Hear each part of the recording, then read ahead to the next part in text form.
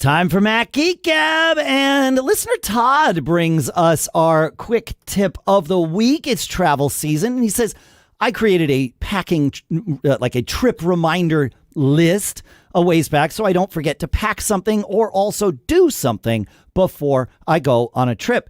And it hit me that a new thing I want to add, and maybe we all want to add to our list, is to log my iPad and iPhones into my YouTube TV, Netflix, whatever, Hulu accounts from my home network before leaving. He says, I rarely watch content on those devices at home because I use my Apple TV. However, some apps get picky when you try to log in to them from not your home, especially your streaming TV apps like Fubo and things like that.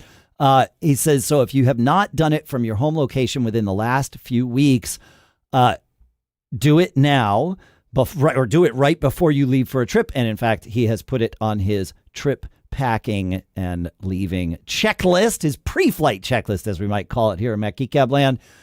More tips like this, plus your questions answered today on Mac Geek Gab 1044 for Monday, July 1st, American Zoo Day 2024.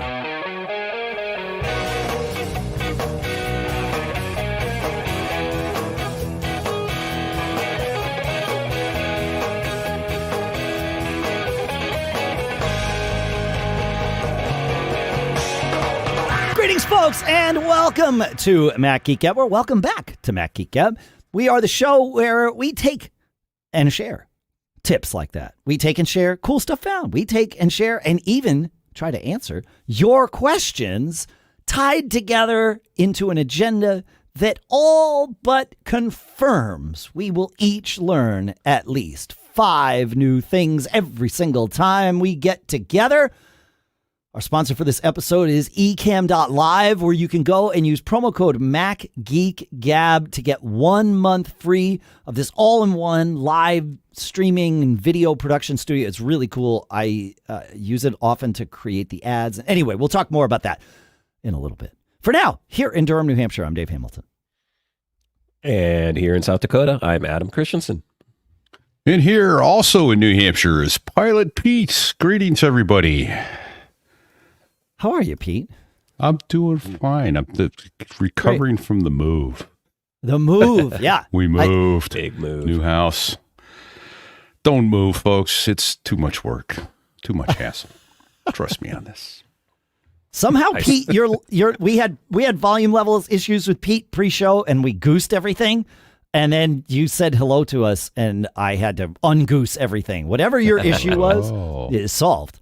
And we created a second one. That's so did I overmodulate? I'm sorry, folks, if I did. I don't think so, but it was like it was time to shave a bunch of gain off of you real fast. There you go. I hope I didn't blow your speakers, everybody. Well, listening to my dulcet tones. You can blow our minds instead. There you go.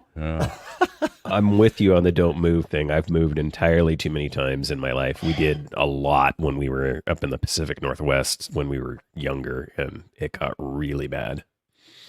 Yeah. I moved a lot as a kid, and then even as an adult, Lisa and I were moving like every 5 years and like relocating, and it was fine. I mean, it was always a pain in the neck. The one that we did 19 years ago when we moved here to New Hampshire, that hurt a lot. Like physically, it was just exhausting. I was like, Is this what it's like when you're older? Because I wasn't as old as I am now, it turns out. But maybe it was moving with kids. I don't know. It was the first move we did with kids that were like active humans as opposed to like babies. So yeah, that doesn't make it easier for sure. No. Our move out here was a lot. Okay. I was saying our move out here was probably our easiest because we made the conscious choice that we were not bringing hardly anything. Like we sold and got rid of everything and just said we're starting new.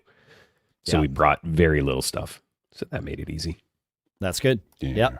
Yep. So we went from an attic and a basement and a big garage to a half a basement and a smaller garage.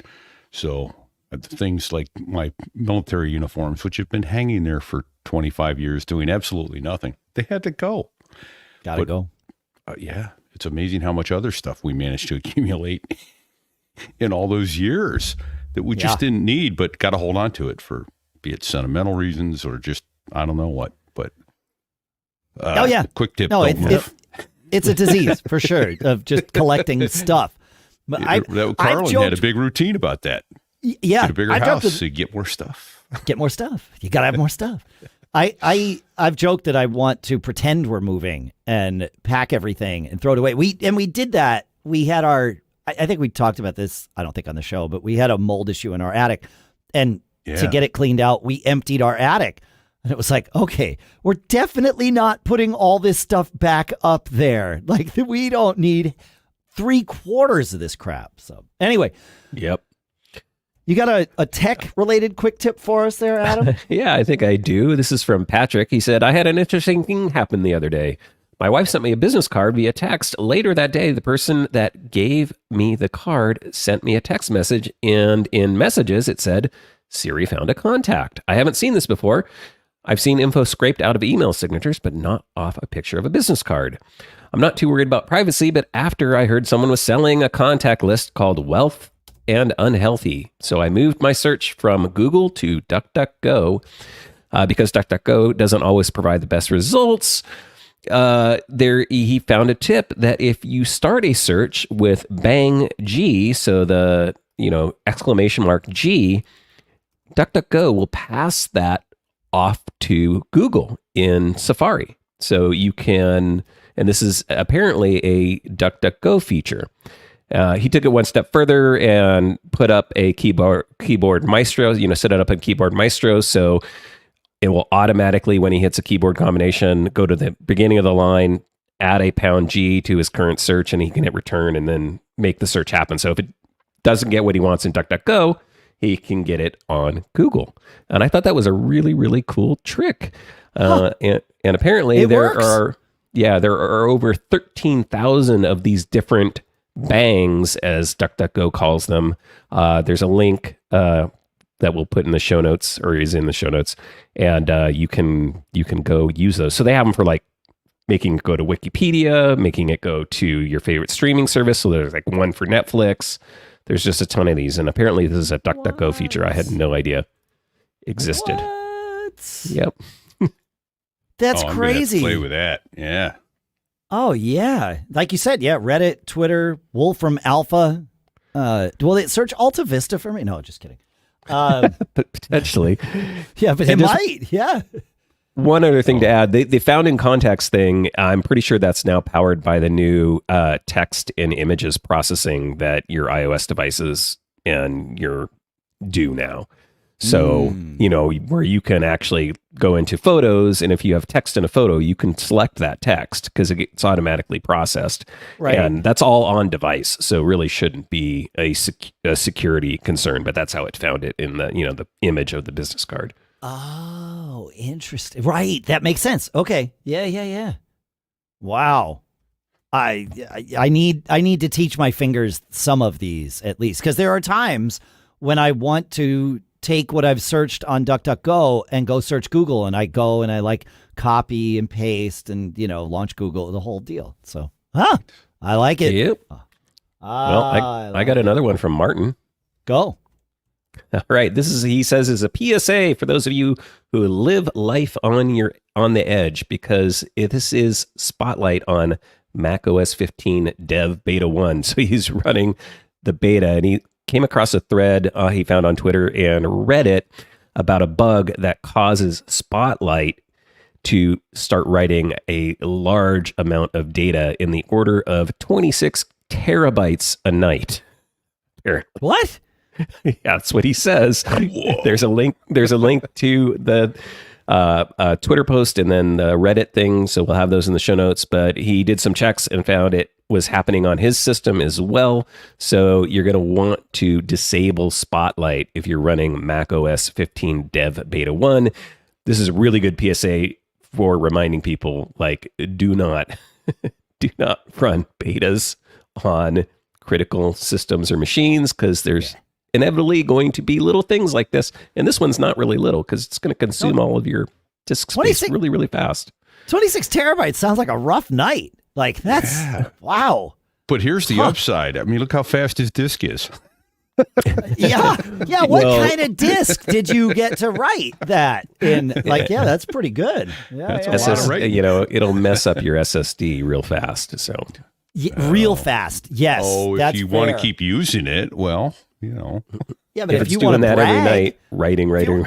yeah, if you want to brag about it writing 26 terabytes a night, then There maybe you that's go. its purpose. Yeah. Wow. Right. Huh. All right. Good to know. All right. Well, how about I take us to PCUnix with this quick tip? He says, this morning I wrote a non-techie article about Apple's AI implementations.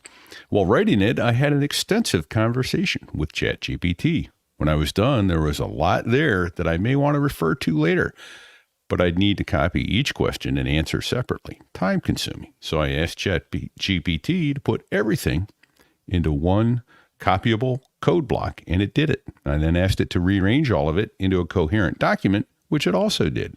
I copied both of them off to notes for my further use. So, yeah, hey, ChatGPT, just make that into usable data for me, won't you, please? That's pretty good. So, yeah. yeah.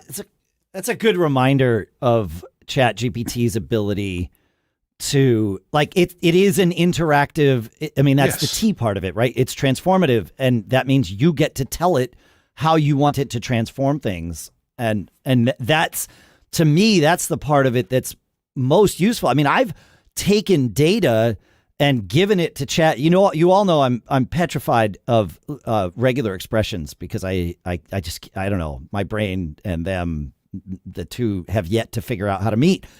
So if I need to write a regular expression to massage some text, I don't do that anymore. Assuming it's text that I'm comfortable pasting into ChatGPT, and that needs to kind of be think about that. But assuming it is, I put it in there and I say, reorder this or change the whatever, make it all initial caps of this with sorted by, and, find the lengths of this. We had to find the lengths of the longest podcast. And it was well, we could just paste in the RSS feed of the show and have it find the top 10 longest episodes. It's yep, no problem. It was yeah, here you go. Yeah. Although it does have a limit of about 2,000 words or something like that. Yeah. Claude will do more, whatever that is. Claude 2 is that Evolution Labs or Claude? I think we're actually up to Claude 3, Claude.ai, whatever that is now would be the one to use for that kind of stuff. But yeah. Is that, not familiar with Claude, is that a free implementation or? It is free. I've never paid for it, and I've used it. Okay. Anthropic is the company name that does Claude, and it's now up to 3.5. So yeah, you can. I've used it, and I've never paid for it. So yeah, whatever that means. It might not still be free. I don't know. Yeah. So yeah. Well, you'll find out, folks, when you go to use it. That's right. That's right. So got another one from Bob, who wrote in from last week's show. He had a quick addendum to our quick tip in 1043. He writes in, gentlemen, throwing that term around loosely. In addition to the long press working on the Mac, this tip also works on the iPhone and the iPad. I thought we discussed that, but without the numbers. You simply long press as you would do on a Mac, and a row of accented versions appears above. Without lifting your fingers, simply swipe up and over to that desired version and then release. And I'm constantly amazed by the number of long press tricks. And I'll throw in here, folks, one of the things I use to make my simple password more complex is I use that in my password on my iOS devices. I use an accented letter. So now you can get into my phone when I'm not looking. My father's family, Bob continues, is French-Canadian, and my last name includes an accent aigu, which is an E with a forward-leaning accent mark. Obviously, it makes a big difference in how the word is pronounced. And for those of us old enough to remember, Chrysler made a car in the late 70s, I love putting this in, called the Plymouth Volare, with an accent on quality, not. The accent aigu has a long A sound. Nicely played, Bob. But he says, here's the main point of his tip, a word of caution. My devices have learned how to spell my name automatically to include the accent aigu, which is great. The problem happens when you're filling out an online form. more often than not, the system on the other end doesn't recognize the accented letters and either puts in some incorrect character or omits it altogether. And this becomes troublesome with credit cards, which normally do not include accented letters. And I've had to go back and change it to an unaccented letter in order to have the denied purchase fixed. So his tip is, if you're doing this, be aware that, your online forums set yourself up to be able to quickly, I think, switch in between so you don't wind up dealing with denied purchases, among other things. Yeah. So yeah. Huh. But yeah, long press tricks, keep them going. I love it. What I learned from that is I'm going to now make all my passwords just emojis. There you go. Yeah. I mean, as long as the database in which your password is being stored, I don't know, like I wouldn't maybe? do it. Yeah. Do it, Yeah. folks. Accented characters should work. Yeah. Right. Yeah. And I do remember having some difficulty at one point when I was trying, and this is many, many iPhones ago, when I was trying to, I think, restore it to factory settings and then get back in. I was having an issue with the password because I had the, I had it in there. And so I don't remember, I don't remember, but I remember that starting fresh was tough with that password. Yeah. Yeah. So Yeah. for some reason, the keyboard wasn't playing nice. Good sites and databases should fully support Unicode at this point in time, but Yeah. I wouldn't rely on it at all. No. Yeah. Yeah. Oh, yeah. If a database was built, 15 years ago or something, and they just haven't updated it, it might not have full Unicode support. Yeah, that's right. Yeah. And I'm thinking about some databases that you and I have built over time, Adam. Well, sure. It like you build it and it works, and you just keep, updating the code base around it. But you so rarely go and say, hey, look at the encoding on our database. Like, when was the last time as you're saying it, I'm like, well, every database I have. So, yeah. Yep. One last quick tip for us comes from Todd, who says, I wanted to start recording my weight in the health app via my iPhone. Great idea. He says, I looked for a shortcut so I wouldn't have to type it in like an animal. And I found one. And he said, I renamed the shortcut log weight and used it for a week or so. This morning, I held down the side button on my iPhone to trigger Siri and accidentally said log my weight. And I got a pop-up that said Siri needed access to my health data. This was my first clue that I wasn't using my shortcut. I allowed it and got a very nice pop-up that relayed the weight that had successfully entered into the health app. The second clue, I went to my wife's phone and tried the same thing. She does not have my shortcut. When I said log my weight, sure enough, tapped through giving the appropriate access and was able to enter my weight. He says, don't worry, I didn't enter my weight on my wife's phone. Yeah, good call. He says, my wife's iPhone does not have the shortcut, of course, and this proved this. But yeah, he says, and he adds as a second part of that tip, while saying, hey, S-Lady works, he says, I like holding the side button to get her attention. Kind of like, I like Wi-Fi, but I like Ethernet better. I'm not sure I would conflate those two, but you're welcome to. I like, sure. Yeah. I'm forced inside my house, most places inside my house, because I have an original HomePod. Oh. And that dang thing, I will be so far away in the kitchen and I will say, S-Lady very, very, very quietly at my phone, and inevitably the HomePod, which is like rooms away, will like pick it up. It's crazy. That's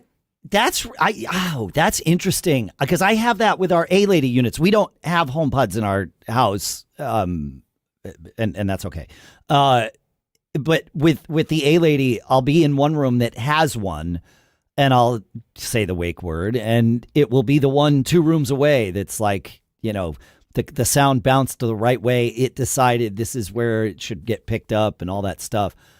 That, I can only imagine what that would be like with HomePods and the S-Lady. Yeah. Here's the thing. It wouldn't be a freaking problem if Apple would sync timers, for God's sake. Oh. Because that's usually what I'm trying to do. But it's usually like when I'm grilling, and so I want it on my phone because I'm going in and out of the house with my phone. I'm like moving around, and that HomePod's way off in another room, and I'm not going to hear it when I do not know why timers do not sync. I mean, it knows it's you, right? Like so it's not like yeah, that's interesting. Why is it locked to the one device that you set the timer on if I have iCloud and I have iCloud syncing and like wait, so if you even intentionally set a timer on one HomePod and it starts going off and you're not near that HomePod but you're near another one in your house, that one won't tell you, "Hey, you have a timer going off on the kitchen HomePod"? I don't think so. Oh, the A-Lady does that. I mean, it starts the alarm first starts going off on the one that heard you first, right? Presumably the one you intended to use. And then from there, it will bounce, around and sort of say on all of them, I think, like, "Hey, timer's going off in the kitchen, FYI." So you would think that like the HomePod and Apple's whole ecosystem would alert you everywhere, including your phone and your watch. Yeah, why not? That's a great question. Why not, Apple? All right, folks. Have you ever felt like your live streams and video recordings need a bit of pizzazz? Well, don't get caught in the dark ages of video production. Use our sponsor, Ecamm Live. I just used Ecamm Live for that interview I did on Chuck Joyner's Mac Voices, and it worked so well. I almost thought it was magic. It just worked, right? Ecamm is the all-in-one live streaming and video production studio for your Mac. Whether you're a streamer, podcaster, or just want to jazz up your meetings and presentations, Ecamm has got you covered. You can stream and multi-stream, records videos, you present into apps like Zoom, Teams, Meet, and more. Imagine having a full video production studio at your fingertips, camera switching, adding graphics, lower thirds, logos, and even bringing on guests remotely or in the studio with you. It's all the same. And the best part, it's super easy to get started, but fully customizable for all you tech wizards out there. Don't get caught with boring videos. You can learn more at www.ecamm.live. That's ECAMM.live. Okay. Get 1 month free of Ecamm Live using promo code MacGeekGab at checkout. That's 1 month free of Ecamm Live when you use promo code MacGeekGab at checkout. And the website again is www.ecamm.live. And our thanks to Ecamm Live for sponsoring this episode. All right. It is you got questions. You got us feet. Great. I do, yeah. Because Jane wrote in, and she wrote in, "Hi, Dave, Pilot Pete, and Adam. I have a recurring issue with my iMac Photos app version 9. My Mac is a 2021 M1 iMac desktop running Sonoma 14.5. I have my photos downloaded to my Mac and also use iCloud to sync them. My photos are all organized in folders with albums. For example, one folder is birds, and the albums are various types of birds within that folder. Some of these have subfolders with albums as well. For some unknown reason, out of the blue, I'll notice that many of my albums have moved out of their previous spots in their folders and placed randomly in the albums area. Sometimes the albums get placed into the wrong folders entirely. Even folders seem to move on me. I'm not sure if it could be a setting or the way I sorted the pictures. When I select Library, View, Sort, I have sorted my oldest capture date. When I select Albums, View, Sort, I have sorted by name. The other thing is, by sorting the albums by name, I find that Smart Albums mixed amongst the folders. Is there a way to sort them by kind to have them all at the bottom maybe? Not sure. I use Smart Albums for videos, unorganized, unable to upload and reference. Otherwise, I don't tend to use Smart Albums as a routine. You guys are the best. Yeah. And such a joy to listen to. Thank you, Jane. Thanks a million for your help or any thoughts, Jane. So I have thoughts. but not real great answers, I don't think. And so this is a little bit stump the geek, I think.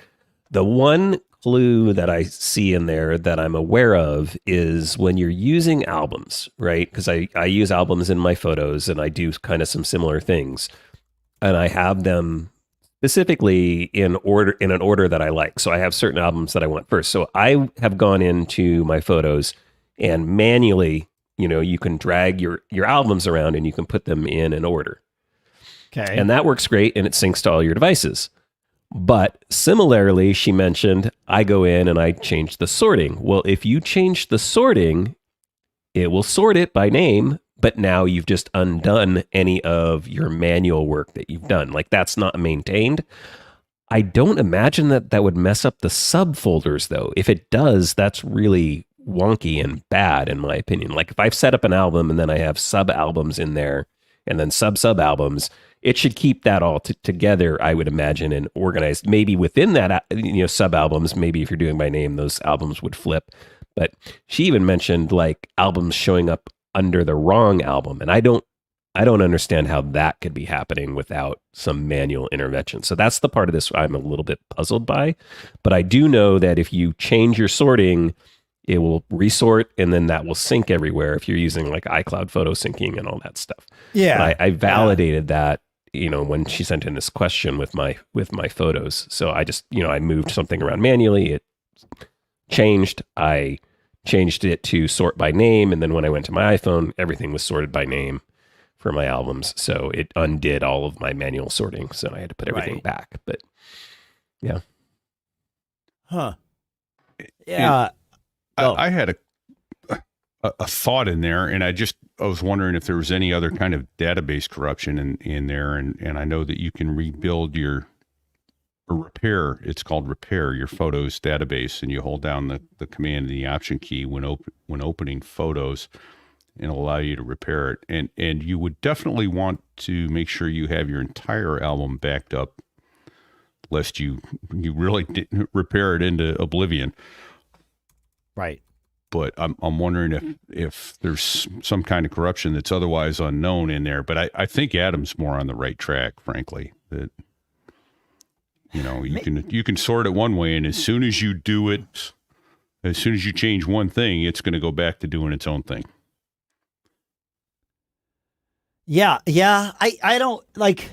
But I'm kind of with you, Adam, that it shouldn't start pulling things out of subfolders. Like to me, something is doing that. Now, it could be you on a different device, or a different device doing it, thinking it's something you wanted it to do for whatever strange reason. I don't know.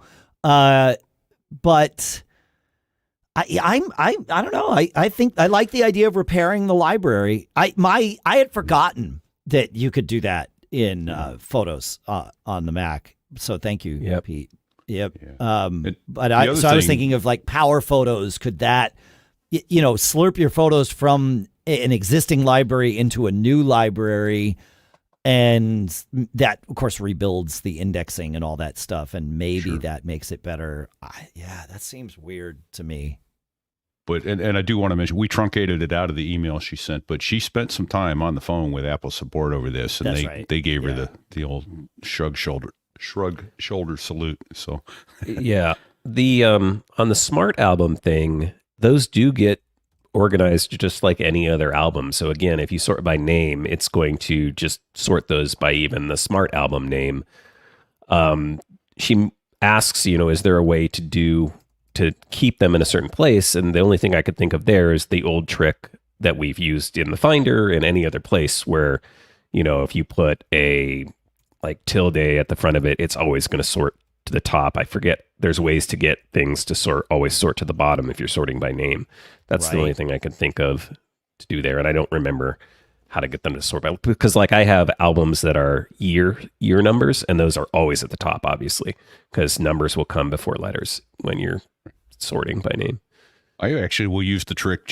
I'll use AAA for something I want at the top and ZZZ at the bottom. Yeah. But shouldn't ZZ be at the top though? That's what the band told me. That's right. ZZ top. I see what you did there. You know, made it funny. I never thought about I've been a fan and aware of ZZ Top for a long time. I never researched where they got their name, but as you were saying that, it kind of crystallized for me that might be exactly where they got their name. I don't know. Yeah. Huh. You could ask Jeeves. I could ask Jeeves. Nice. Wow. There's a callback from 20 years ago, huh? Yeah. Wow. Yeah. All right. Well, there you go. What are we doing next here? We got a question from DJ. Sweet. DJ says, my son is using ChatGPT voice to work with ChatGPT in conversation mode. Apparently, to end that conversation, you must hit a physical, it sounds like icon or button on the phone, or a software button, SW button in the I think app. a software button. Yeah. Oh, okay. So physical button on the phone or a software button, you have to basically trigger it to stop. Either way, what happens is when his wife comes to talk with him, ChatGPT remains running and gets involved. He'd like to be able to use a verbal S-Lady voice command to turn off the ChatGPT session. He's made a Siri shortcut to start a conversation with GPT voice. He can either run the shortcut by speaking to S-Lady or double tapping on the back of the phone using the accessibility feature. What he has not been able to do is use voice or tap to stop the GPT voice function. I'm planning to play with this, but decided to check here first, because this question came in on the Discord, to see if anyone has done something like this yet. Thanks in advance. There's two things that come to mind. The first is, sure, wait till the fall and make sure that the iPhone is one that will support Apple's AI features, and then use that which is going to be in iOS 18. That, though, brings up a question. I do think I have an answer for DJ Mac here, but the question is, we know that Apple's AI is limited to phones that are fast enough to make the experience good in Apple's estimation. And that all makes perfect sense. I get it. However, when it offers to pass it off to ChatGPT, that doesn't use any significant amount of horsepower on the device. So will people with lower speed devices be able to have the ChatGPT S-Lady integration already? Like, there's no technical limitation that would cause that. So I'm curious if, in fact, that will happen. I know John Gruber asked, I can't remember the Apple engineer's name, the product manager's name, about why certain devices and not others. And she gave the answer, yes, it's the speed of the device. It's not like we're trying to sell new iPhones. It's like, well, if we take the speed of the device out, I don't know. I don't know. I think the answer, you're laughing. What? Okay. Because that's rhetorical. It's Apple rhetorical. market. Yeah, they know what they're doing. They're not dumb. Apple's not dumb, right? Like, no. They know if they leave certain features out that people are going to buy new devices. And then, once those sales kind of go down, we'll see like what typically happens. And then they'll be like, oh, look, now you can do it on these. I mean, we've seen them do stuff like this before. You mean like Find My in your Siri remote on your dude. TV? Don't get me started, Pete. No, we don't swear on this show. Yeah, we don't swear on this show. What do you mean? Duct taping an AirTag to the back of your Siri remote isn't the solution? I actually bought a little rubberized remote silicone holder that held both the remote and the AirTag. That actually makes sense. I got sick of having to look for it in the couch cushions. Oh yeah, that thing is a cushion diver more than any other remote. Like, If that thing goes between the cushions, I hear it hit the floor like instantly. It goes straight through. Yeah, it's gone. Yeah, exactly. May as well go to the basement. It's going down. So yeah, oh yeah, it's down there somewhere. It's down. It's way down. That's right. You want to take apart the living room, or you just want to use your phone, which is a good workaround when you're on the couch and can't find your Apple TV remote. You can use the inbuilt remote on your phone with one exception, which Pete is the volume. You can't turn the volume up and down with your phone. I use the volume buttons. I'm pretty sure I have. No? I don't think so. I've never tried. When the remote, you're talking the side volume buttons on your phone? I'm talking the side volume buttons. Really? Maybe. That may be a quick tip, Dave. I haven't tried it. I can't say this for certain, but I've definitely never had the frustration of not being able to do that. It never occurred to me to try the volume buttons on the side of the phone when using the phone as a remote. Yeah. Because, I'm thick like that sometimes. Well, no, it's not. It's obvious once you know it. It's not on the screen. No, I get that. I'm pretty sure it worked. But I should say that we have Sonos in our living room, and I have an ARC and a sub essentially near the TV. And then I have two Play 3s as my rear speakers. And one of the Play 3s is within arm's reach behind me. And the Play 3s have volume buttons on them. So I will often just reach back to control the volume that way. And it controls the whole system. It's not just that one speaker. It never occurred to me to do that either. So I've got Sonos Ones for my rear speakers, which also have the volume. It never occurred to me to reach over and do that. But yeah, it works. That I can absolutely confirm works. So it's possible the remote thing didn't work. And I was like, well, screw it. Just use the thing behind it. So I will report back next week.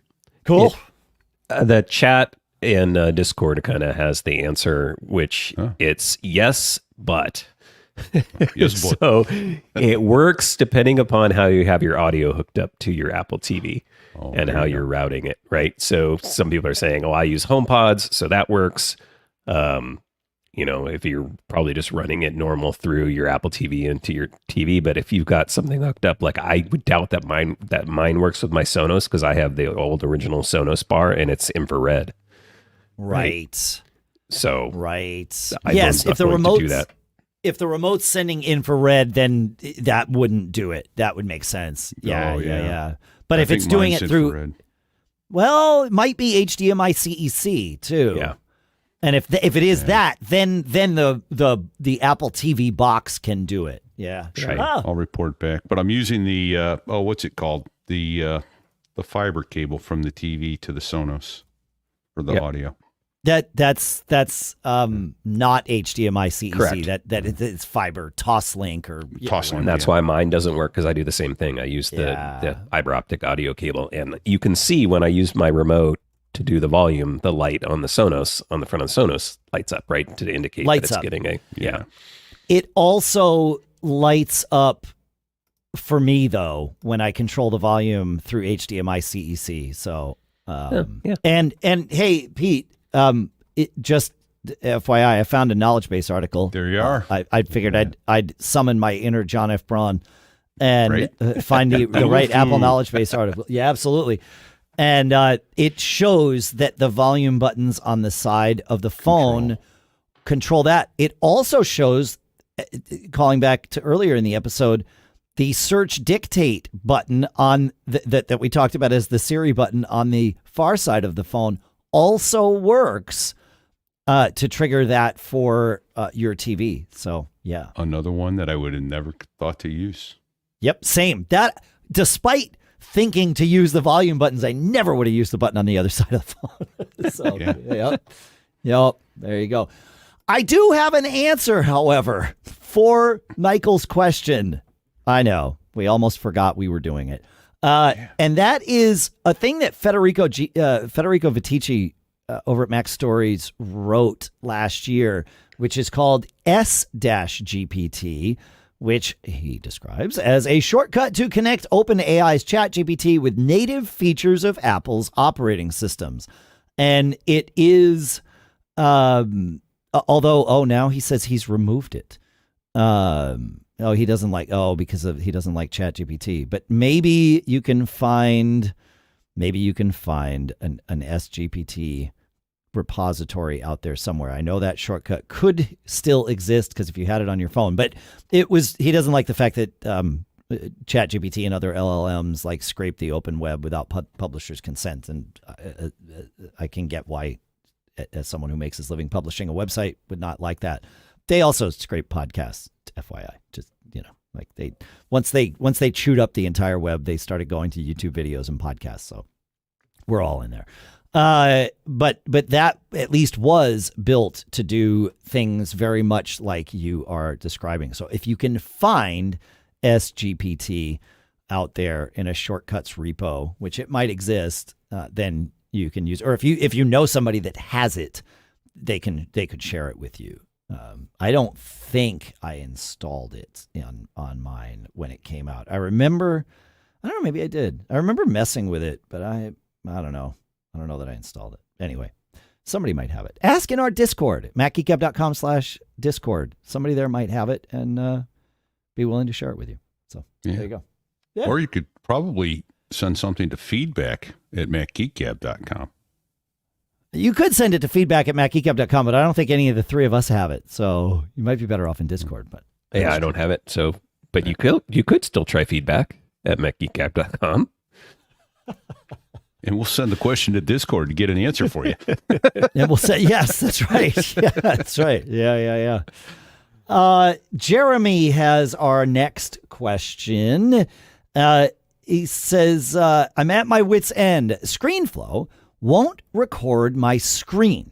I've done all the settings checks, even reinstalled the app. It was working fine a month or so ago, but now all I get is a black video. It records, it appears to record the video and audio fine from my camera or whatever, but just no screen. There's no error message, just a ScreenFlow file with video, audio, but no screen capture. He says, I am using an older version with macOS 14. He says, I'm using version 8, not the latest 10. And it was working, but now it's not. I've used it for many years, and the support has been fine when I've needed it, but now they don't even respond. Oh, that's not good to hear. That's the worst part about this.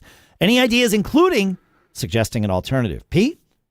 Yeah. So I actually seem to recall some years back having a similar issue with ScreenFlow. And it was about to cost me both a laptop and a window in my home where I found a solution. And my solution was the alternative. And I just quit messing with ScreenFlow, which was too bad because I really enjoyed using it, as I recall. But I use a program that I know you've never heard of this, folks, but there's this thing called SetApp where you can pay a little money and get all of these great programs. We may have mentioned it once before on the show, but in SetApp, there's a program called Capto, CAPTO. And that is my go-to screen recording. It'll do screenshots, but what I really like about it is it'll do screen recording. It will do an area recording. So you can tell it, hey, I just want to record this area of the screen. So you can do it like a little window, but you can choose which window you want to record from. It has its own built-in browser, so you can record from that if you'd like to. And when it's all said and done, it puts it in an organizer for you. And then you can take the video down to the bottom and you can edit it. You can trim it. You can cut out of the middle. You can crop. You can add graphics and text, and Capto is a super powerful screen recording, then video editing. It's a wonderful little program if you're going to do tutorials or what have you. I love Capto and have been using it for years, ever since ScreenFlow left me high and dry for no apparent reason. Thoughts? So I responded to Jeremy on this as well. The first thing I would check, I mean, I doubt this is what it is, but it could be, is go into your system settings, go into privacy and security, and check screen and system audio recording and make sure that didn't get toggled off or removed. So if that app is not because I'm sure it already had permissions at one point because it was working. But if it got toggled off or moved to audio only or something weird happened, maybe that's why it's not working and it's not able to capture your screen because it doesn't have permissions anymore. And I think if it originally asked and then it gets turned off, I don't think it prompts again, like when you launch the app. I don't think I've had that happen with apps. Like if I've given it permission and then taken it away and not reinstalled the app or something like that, I doubt it would ask again for that permission, but I'm not sure on that. The other thing was, as far as alternative, you have screen recording built into your Mac. You can use QuickTime, or I like the shortcut Command-Shift-5, which will bring up a little menu and give you options for doing screen captures as well as video captures on your screen. That's what I use, is Apple's built in. Now, it doesn't have all of the editing. I mean, it'll Right. open in QuickTime and you can trim things. In fact, QuickTime's video trimmer is the most efficient video trimmer I have ever found on the Mac in terms of speed. I take every week, after we finish a show, I take the video that StreamYard records, the all-in-one video, which has pre-show and post-show, and to make Sadie's life easier so that she can find segments that match the timestamps in the show, I trim off the pre-show and post-show so that the timestamps of the video match the timestamps of the thing. And like it takes, I do the little trimming and I hit save. And I don't know, it's a couple gigabyte file and it takes 20 seconds to save it or something. If I were to do that in like a video editing app, it wants to re-encode and do all that. I don't know what QuickTime's doing that's different from all those when it trims things, but it's great for it. So, but it has some video editing, but it's not a video editor. So that would be where something like Capto might be better off. My brain jumped. One of the things I do with Capto is like I'll blur out a password or a username or something like that if I'm sending an example to somebody how to log in and do something on a given website. And that's nice. And you can blur out portions of the video. Okay, yeah, you can't do that with to my knowledge, you can't do that with QuickTime. My brain on Jeremy's question jumped to, I know some websites like YouTube, Netflix especially, go to great lengths to make it so that things that think they're going to capture your screen won't be able to capture the video from, a Netflix movie or something. So you can't make a copy of a Netflix movie that way. And I don't know what Jeremy's trying to. It sounds like this is not a specific issue for Jeremy, that it's more widespread. But maybe there's a Netflix window open and that somehow blocks the system. I don't know.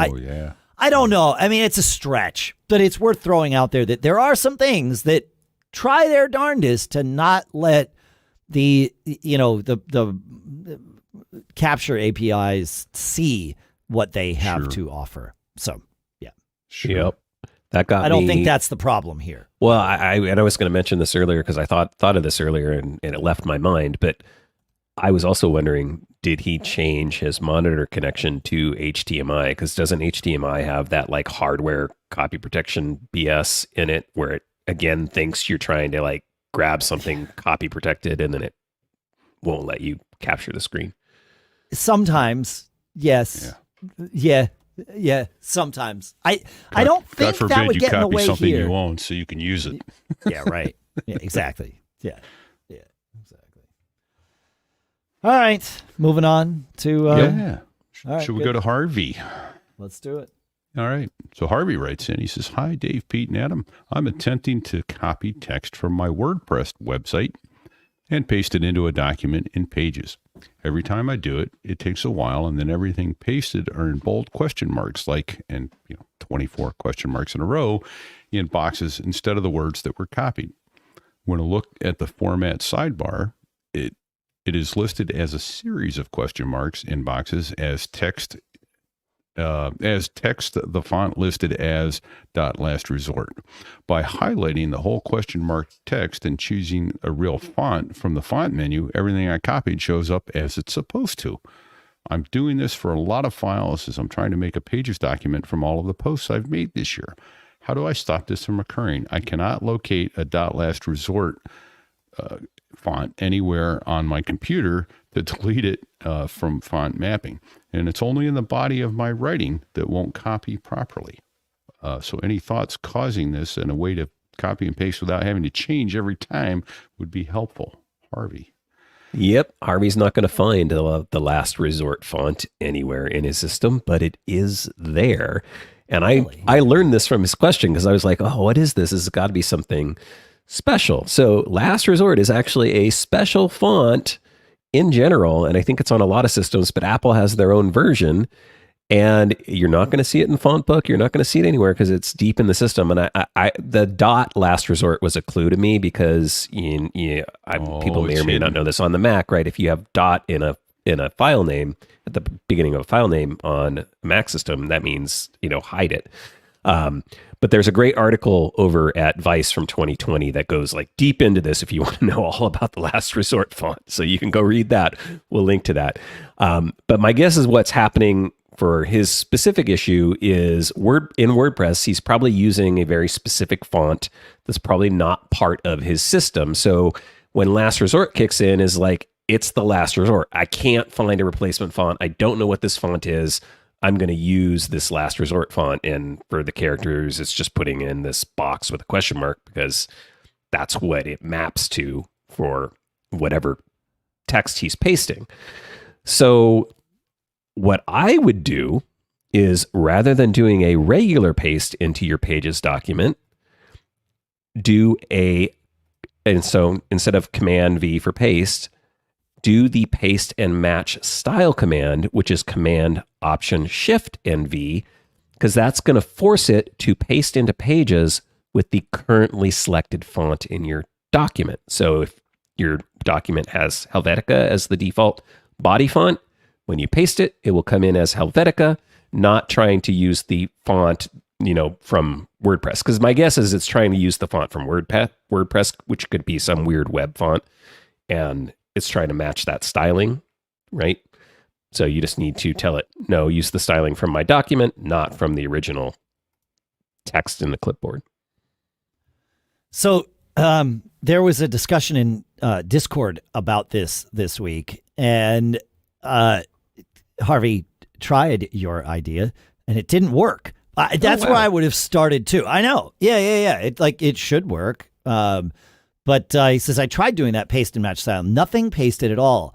As of right now, all I can do is highlight the weirdly pasted text. And he says, I have a shortcut now that converts all highlighted text to the style with the font that I want. And he went on. Some people mentioned using other things. Randy Walker in Discord suggested making a plain text document in like TextEdit or BBEdit and using that as the interim doc. I use BBEdit for this often because BBEdit is basically Unicode only, right? And so it has no font formatting at all. So paste into BBEdit, highlight in BBEdit, copy again, and now whatever's on the clipboard, paste into your Pages document, and that should just be text with no styling whatsoever. My favorite way to do these things, because it skips the BBEdit step, my favorite way might not be faster, but it feels more efficient, is that Keyboard Maestro comes with a series of like built-in macros, that like pre-created macros. And they have one called Type Clipboard, which literally, like at the point where your cursor is, it types the text. It does not paste text in. It acts like its own keyboard and types the text. It is slow compared to pasting, where pasting, everything is dumped in at once. This is, you see it slowly, sort of methodically typing out. But I've had it work in scenarios like this, where it's like, yep, we're just going to type the characters that are there. So that might be another thing to try. Beyond that, I don't know. I have one more idea. I'm assuming he is maybe pasting directly from the web browser on the front end of the WordPress website. I wonder about going into the actual post on the back end, going into the, text mode or whatever. I mean, that might bring formatting, but I wonder if you copy like directly from the back end of WordPress instead of the front end, if that might make a difference. Yeah. Yeah. I could see that working. I mean, it's worth trying. Like you said, you might inherit the same or different problematic formatting. What I'm curious about is this last resort font, right? Like we know why it's there. We know that it is there, and we know what it does. And thank you for finding that. That's awesome. Yeah. Why does it not have like A, B, C, D, E, F, G, H, I, K? Like, why does it show everything as question marks? Like, why would the last resort font not be something human readable? That's a great question. I think because it's specifically designed, it's my understanding it's specifically designed for like Unicode stuff. So why it doesn't do regular letters, I don't know. Again, you can read that. I didn't read the full article from Vice. I just found it. So sure. I bet you the answer is in there, but unless you all read the whole article, I have not read it yet. I did not read the. No. I couldn't possibly have done that. No. Yeah. Interesting. I love little mysteries like this. Speaking of mysteries, we had back in episode 1040, Ralph wrote in about varying write speeds on his SSD. He would see like full speed writes during large copy operations, and it would slow way down and then speed back up again and slow way down. Listener Bob wrote in and said, those symptoms sound very much like SSD or NVMe garbage collection. Transfers are going great, then a sudden slowdown. After a bit, it all goes fast again. Digging a little deeper, Bob says an SSD can only write to a pre-cleaned sector, which is then remapped to have the disk sector address the write was addressed to. The sector that was previously using that address is put on the garbage collection queue. Most SSD drives are over-provisioned with several gigabytes of spares, which is where the pre-cleaned sectors are allocated from. Depending on the vendor, there may be a few or a lot. He says OWC tends to use SSDs with generous over-provisioning to make their drives a faster experience. If you write a moderate amount of data to the SSD, there is generally more than enough pre-cleaned spares available. All the replaced sectors end up on the garbage collection queue, and during idle time, the SSD will start cleaning those dirty square sectors to then be the pre-cleaned sectors to use the next time. However, if you write lots and lots of data to the SSD, then eventually the writes will exhaust all of the existing pre-cleaned sectors and force the drive to go through a garbage collection in the middle of the transfer and start cleaning sectors, which basically pauses the transfer and during the garbage collection. So that might be there's even more detail because Bob, that's what Bob does. But that's the gist of it. That's actually even more than the gist, but that checks out. I think Bob might be right here. It sounds like this is something that Ralph does often, and so eventually those, the drive needs to do garbage collection, and that's that whole trim support thing that we obsessed about for a long time, and right. All of that. So yeah, good call. Thanks, Bob. I appreciate the note. Yep. I don't know. Yeah, anything to add to that, guys, or are we moving on? Great. That's way beyond my knowledge. Yeah, way over my head. Yep. I could barely read what Bob wrote us, and I think I understand it. And hang on to the tail. That's it. Hang on to the tail. People do That's things. it. Yep. Well, I have a question from Michael. Okay. He says, hello, Dave, Pilot Pete, and Adam. I was a longtime listener of Adam's Maccast and followed him over to the Mac Geek Gab. I love the show and all of your advice. Well, great. While I have never been an IT guy, I have created and maintained Excel and Access macros in the aughts and tens. I guess you would say. So I at least understand the basic capabilities of an automation. My question and angst are about Apple shortcuts and automations. So far, I have created 6 automations that run almost every day, 3 that change my watch face based on the time of day, 1 to play music when CarPlay connects, 1 to set my car parked location when CarPlay disconnects, 1 to display a photo of my gym's card barcode when I arrive at the gym. More than once in the last few months, my gym card automation has stopped working. It is not all that complicated. When I arrive at the gym, open the Photos app, display a specific photo of the card. When I try to fix this simple automation, it is very difficult to find that commands I think I should use. The app is not intuitive at all. So he says, how did I accidentally corrupt the automation? Why is the automation app so counterintuitive? How can I back up an automation once it works like I want it to? And will iOS 18 and AI make my angst go away? Hope all this makes sense. Thanks so much for all that you do for the Apple community. Yeah, great question. I don't know. We haven't, none of us, the people that even get to download beta software, have seen Apple's AI, Apple Intelligence implementation yet, right? It's not out part of the beta. Certainly there's people inside Apple, but they don't answer questions like these for all of us. So I don't know. I do know that ChatGPT has helped me write shortcuts in the past. So at the very least, it could interface with ChatGPT to do that. And also you could use ChatGPT today to do that. And I've had it guide me. Shortcuts is a weird app. It's not like ChatGPT if I ask it to write Apple script, right? Like I can copy and paste the Apple script into script editor and, try it and test it. You kind of have to follow it can give you instructions and then you have to go and manually build the shortcut based on the instructions because there's no copy paste in that sense from ChatGPT, at least not yet. But that's where I would start with it. I wonder if you could paste in a screenshot of your existing shortcut into ChatGPT and ask it to troubleshoot it for you. That might work. I don't know.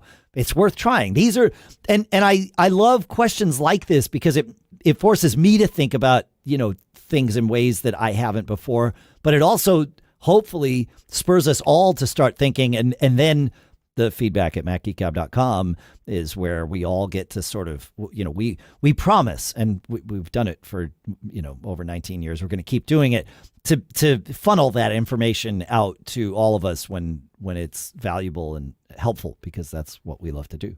But, or our Discord, same kind of thing. So yeah, that would be, that's where I would start with that right now.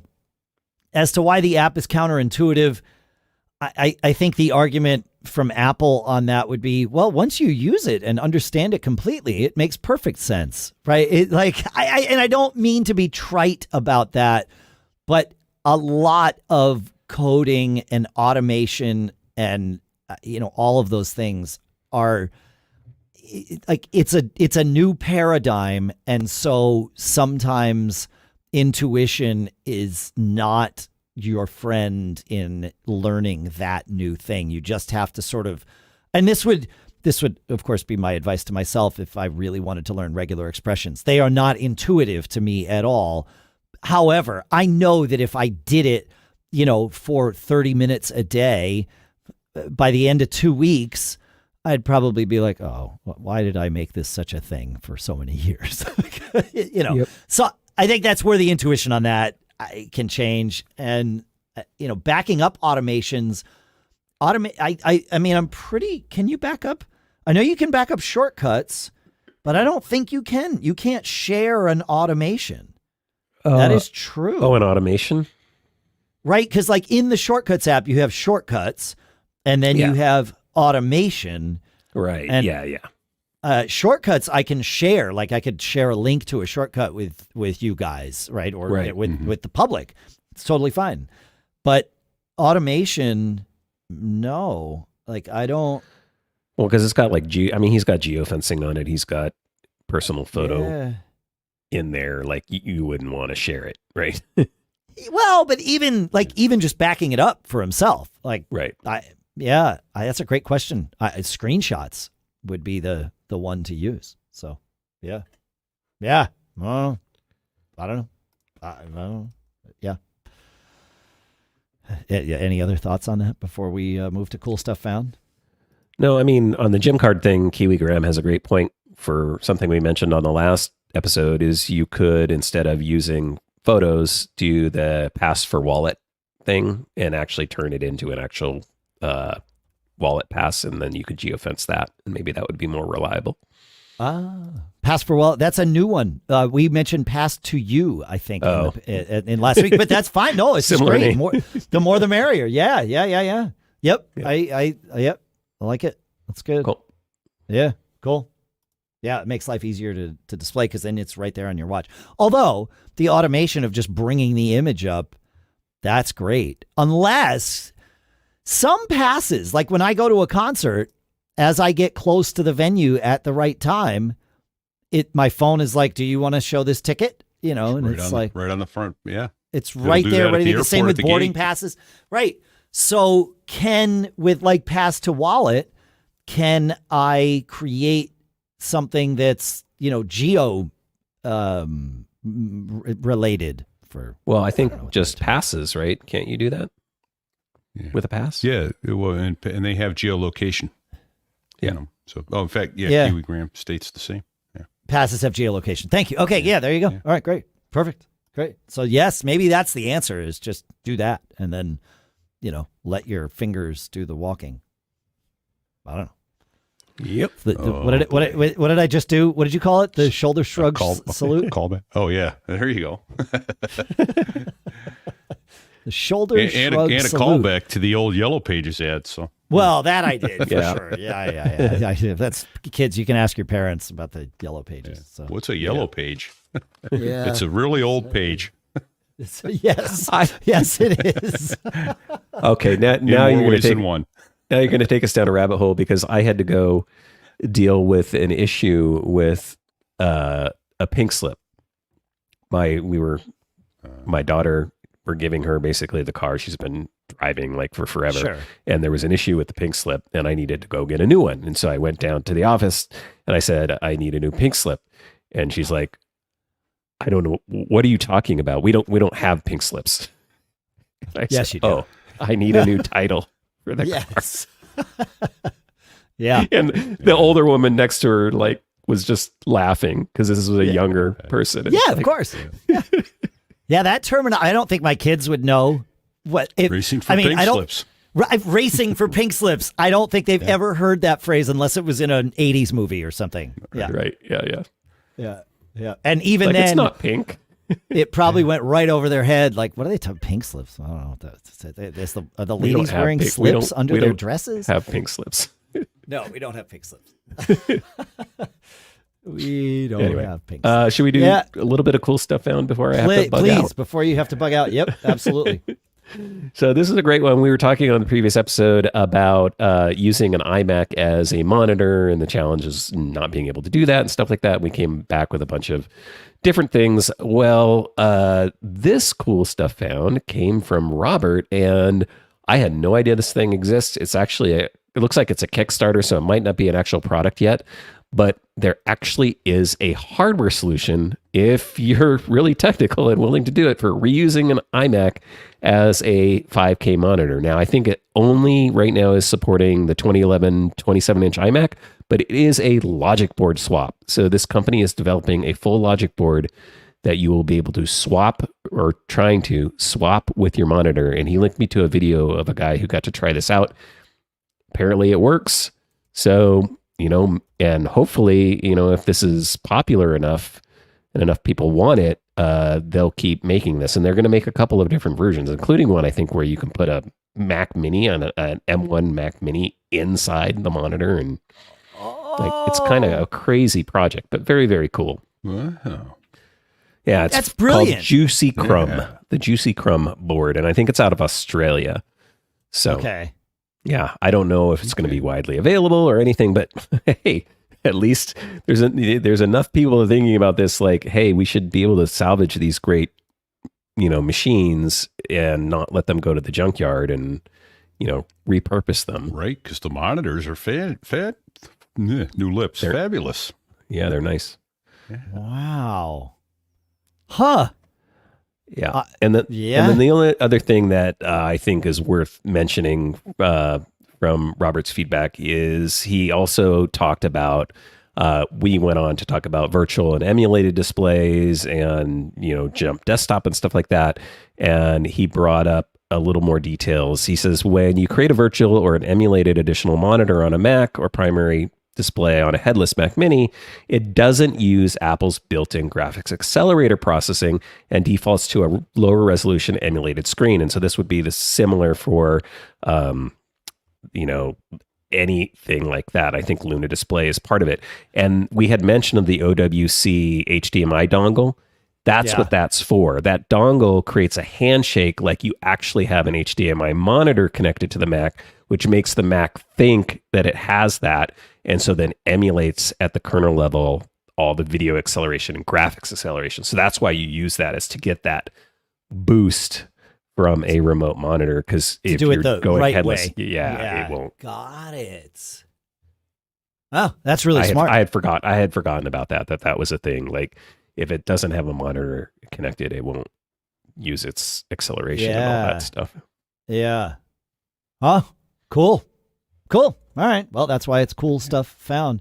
Brian brings us our next one. He found an article at Mac Rumors about something coming in iCloud, an iCloud drive, really, in Apple's new OSs, is that there is now a keep downloaded option where you can flag a folder or even presumably a file, but certainly a folder on your iPhone, on your iPad, or on your Mac, and tell it, I know I'm doing the optimized storage on my device, which means everything is not necessarily downloaded locally, but this folder or file, keep it downloaded all the time. So selective sync is what Dropbox and some others use as the term for this, and we are getting selective sync in our on our devices in the fall or whatever. So awesome. I think that's great. Yeah, that really brings iCloud Drive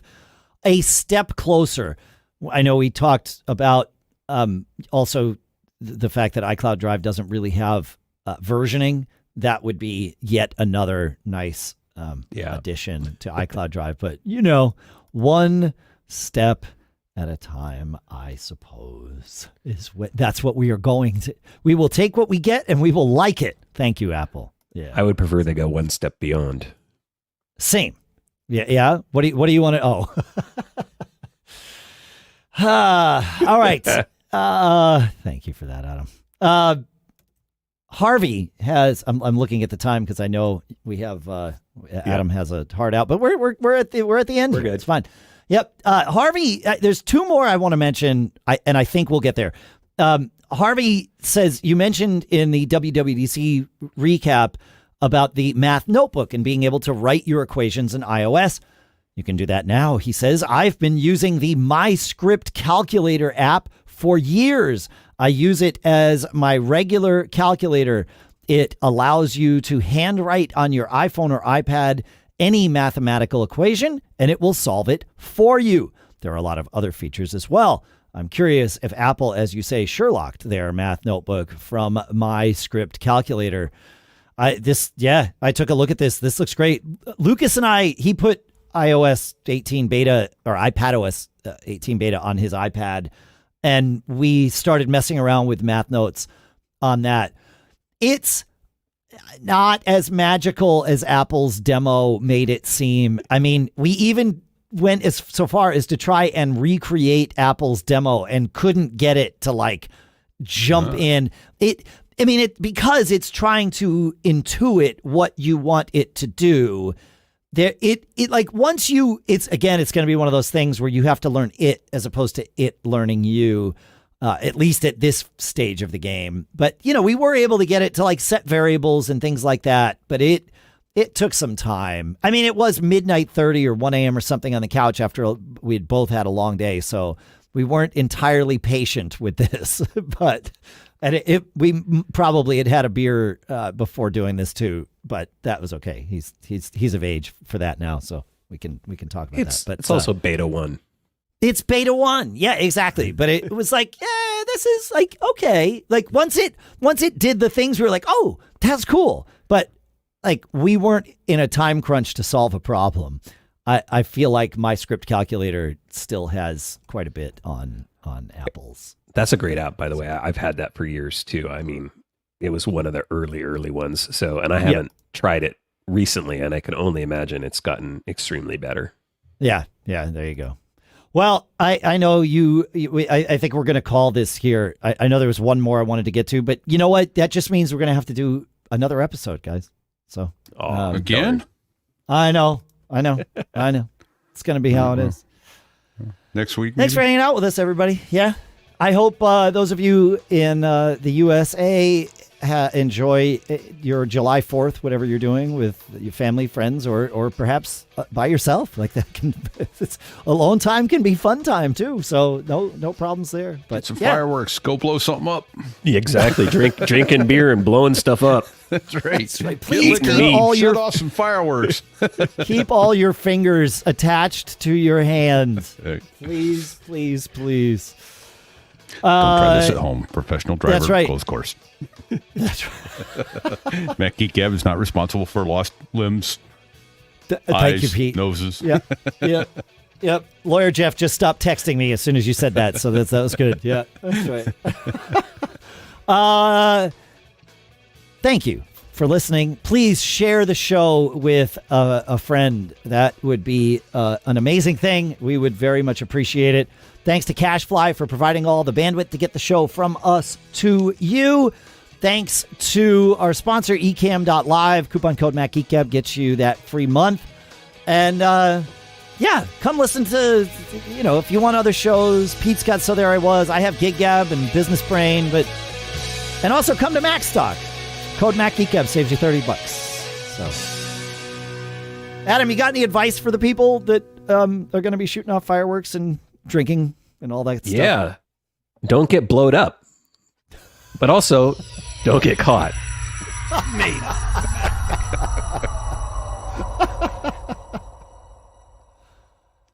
Later.